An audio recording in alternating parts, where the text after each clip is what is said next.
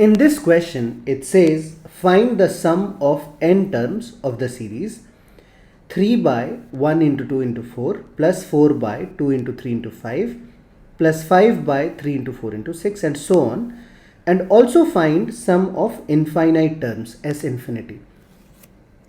So let us begin with the solution, students.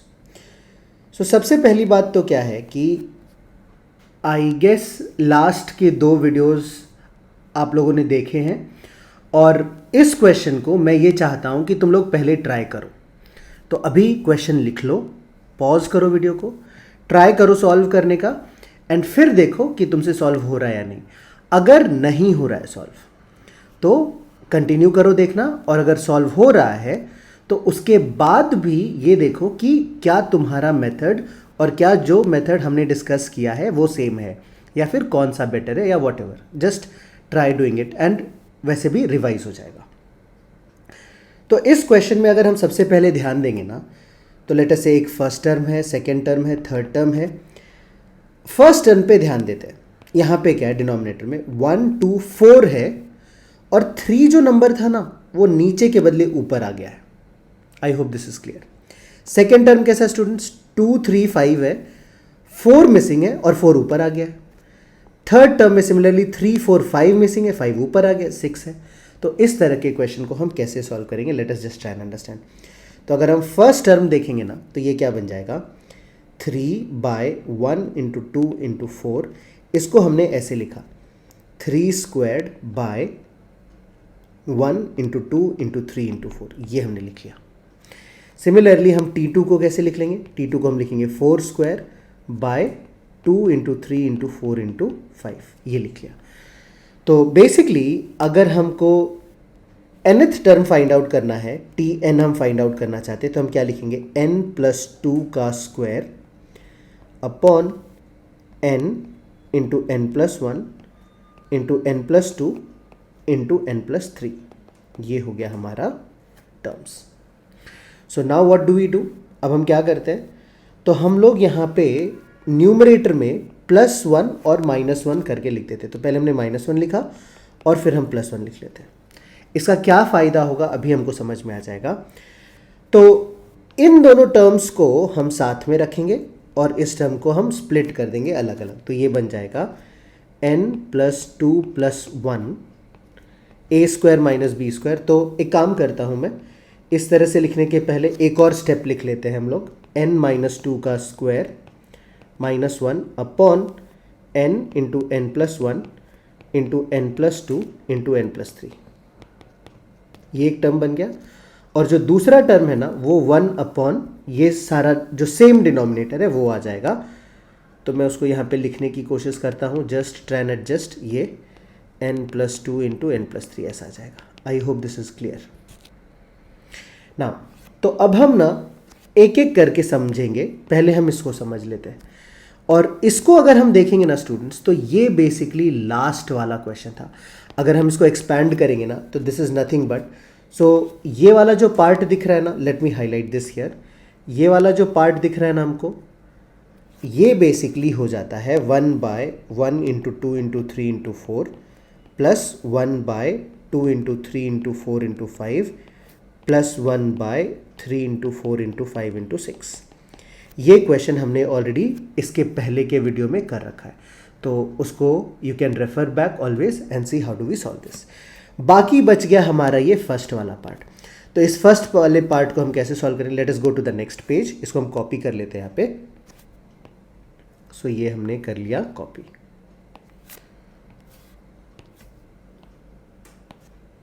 और ये हमने इधर कर दिया paste. Now we can remove this part. तो ये क्या बन जाएगा, न्यूमरेटर को हम लिख सकते हैं a square minus b square के फॉर्मूले से, a plus b into a minus b. n I guess ऊपर n प्लस 2 था, दिस इज n प्लस 2. तो n plus 2 minus 1 into n plus 2 plus 1 upon n into n plus 1 into n plus 2 into n plus 3.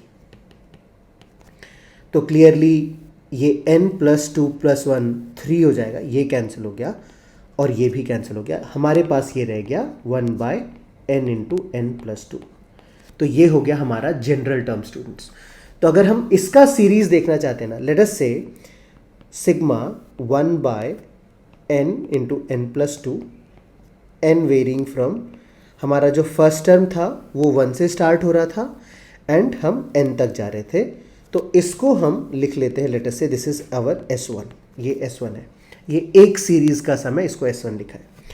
तो अगर हम इसको expand करेंगे ना तो थोड़ा समझ लेते हैं ये सीरीज कैसा दिख रहा है।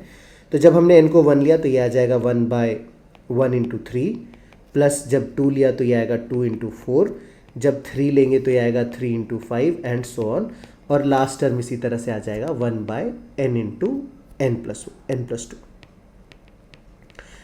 तो अगेन हम अगर फर्स्ट टर्म को सिंप्लीफाई करने की कोशिश करेंगे तो हमने क्या लिखा, इस टर्म के लिए T1 जो है हमारा वो हो जाएगा 3 माइनस 1 बाय 1 इंटू थ्री।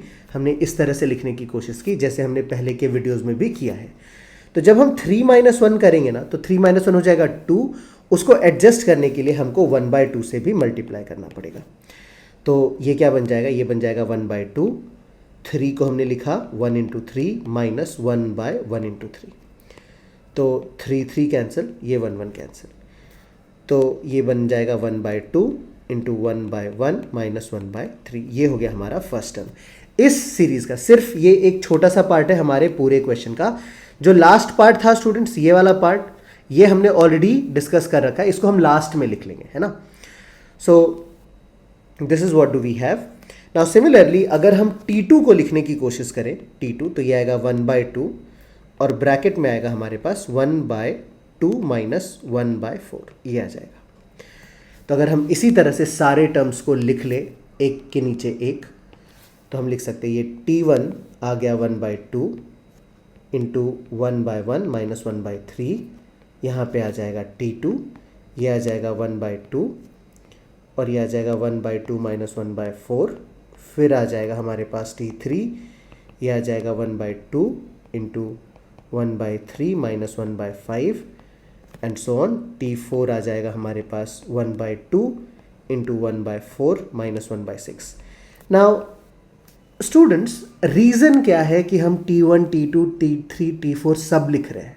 इतना ज़्यादा लिखने की क्या ज़रूरत है? बिकॉज यहाँ पे थोड़ा डिफरेंस है, यू विल अंडरस्टैंड।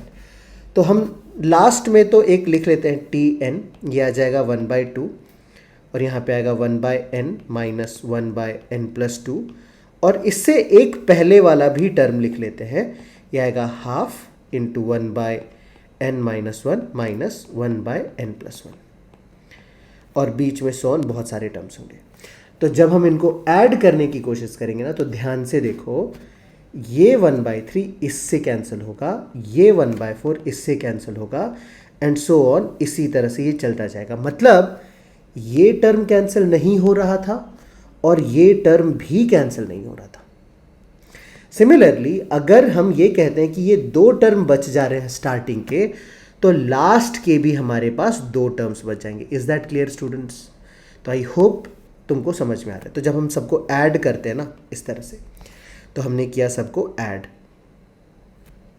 तो ऐड करने पे हमको क्या मिलेगा, सारे टर्म्स का सम जिसको हमने S1 लिया है, हाफ हमने बाहर लिख लिया, फर्स्ट टर्म क्या बचेगा 1, ये 1 हमने लिख लिया यहाँ पे, फिर ये आ जाएगा half, second term half minus 1 by n plus 1 minus 1 by n plus 2, ये हो गया हमारा S1। And S3 and S2 जो कि हमारा लास्ट पार्ट में बच गया था, ये भी एक सेपरेट क्वेश्चन है स्टूडेंट्स, इसको हमने सॉल्व किया था।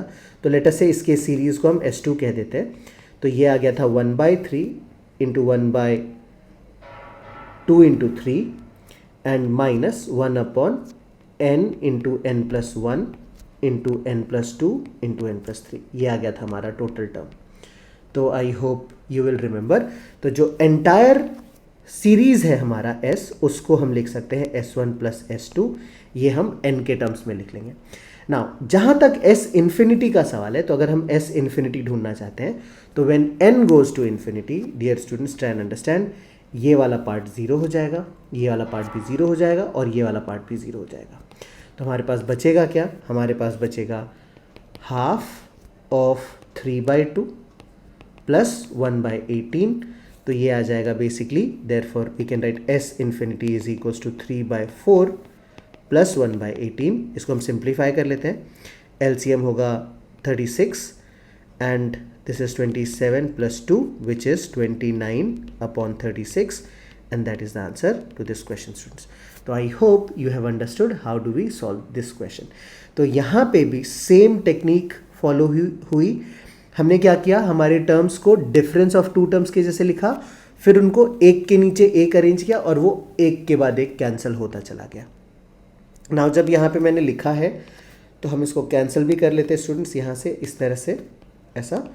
एंड लास्ट के ये दो टर्म्स, मतलब स्टार्टिंग के दो टर्म्स हमने कैंसिल नहीं किए और लास्ट के दो टर्म्स हमने कैंसिल नहीं किए. So this is how we solve this question. थोड़ा सा अगर मैं इसको शिफ्ट कर लूँ इधर, if it is not very clear, तो ये हमारा